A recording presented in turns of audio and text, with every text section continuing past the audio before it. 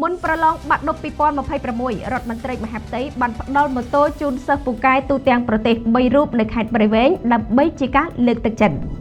ឯកឧត្តមសុខៈឧបនាយករដ្ឋមន្ត្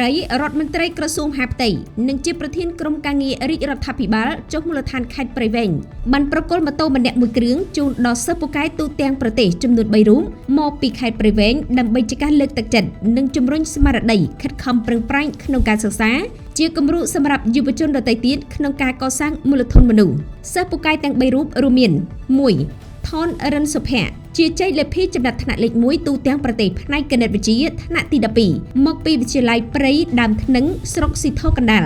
2. យឿនកល្យានជាជ័យលេភីចំណាត់ថ្នាក់លេខ1ទូទាំងប្រទេសផ្នែកភាសាខ្មែរថ្នាក់ទី9មកពីវិទ្យាល័យព្រៃភ្នៅស្រុកពីរាំងខេត្តព្រៃវែងនិងទី3ឈ្មោះឡៃកនិកាជាជ័យលេភីចំណាត់ថ្នាក់លេខ3ទូទាំងប្រទេសផ្នែកភាសាខ្មែរថ្នាក់ទី12មកពីវិទ្យាល័យព្រៃភ្នៅស្រុកពីរាំងការផ្ដល់ម៉ូតូនេះគឺជាការលើកទឹកចិត្តដល់សិស្សានុសិស្សដែលបានខិតខំប្រឹងប្រែងរៀនសូត្ររហូតទទួលបានលទ្ធផលល្អប្រសើរព្រមទាំងជំរុញឲ្យយុវជនដទៃទៀតខិតខំសិក្សាដើម្បីក្លាយជាធនធានមនុស្សដ៏មានសក្តានុពលសម្រាប់សង្គមជាតិគួរបញ្ជាក់ថាការប្រឡងជ្រើសរើសសិស្សពូកែទូទាំងប្រទេសផ្នែកអក្សរសិល្ប៍ខ្មែរគណិតវិទ្យានិងរូបវិទ្យាថ្នាក់ទី9និងថ្នាក់ទី12សម័យប្រឡងនៅថ្ងៃទី26ខែមេសាឆ្នាំ2026បានរកឃើញជ័យលាភីសរុបចំនួន60រូបក្នុងនោះថ្នាក់ទី9ចំនួន30រូបនិងថ្នាក់ទី12ចំនួន30រូបបន្ទាប់ពីដំណើរការប្រឡងអស់រយៈពេល5ថ្ងៃដែលឡែកការប្រឡងសញ្ញាបត្រមធ្យមសិក្សាទុតិយភូមិឆ្នាំ2026ក្រសួងអប់រំបានកំណត់យកថ្ងៃប្រឡង10សីហា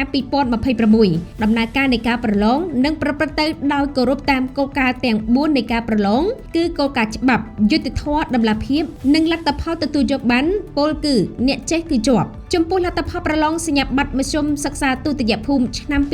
2026ក្រុងប្រកាសនៅថ្ងៃទី30ខែតុលាឆ្នាំ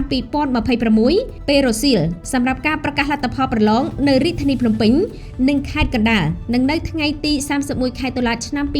2026សម្រាប់ខេត្តផ្សេងនៅទូទាំងប្រទេសវិស័យអប់រំត្រូវបានរាជរដ្ឋាភិបាលកំណត់ជាវិស័យអាទិភាពទី1តាំងពីយុទ្ធសាស្ត្រចតុកោណនៃអាណត្តិមុនបន្តមកដល់យុទ្ធសាស្ត្របញ្ចកោណដំណាក់កាលទី1នីតិកាលទី7នៃរដ្ឋសភាក៏នៅតែជាអាទិភាពទី1ដដែលដែលជាវិស័យមានសារៈសំខាន់នាំមុខគេនៅក្នុងការបណ្ដុះបណ្ដាលធនធានមនុស្សឲ្យមានចំណេះដឹងចំណេះធ្វើនិងជំនាញពិតប្រាកដដើម្បីពង្រឹងគុណភាពមូលធនមនុស្សនិងឆ្លើយតបទៅនឹងចក្ខុវិស័យកម្ពុជាឆ្នាំ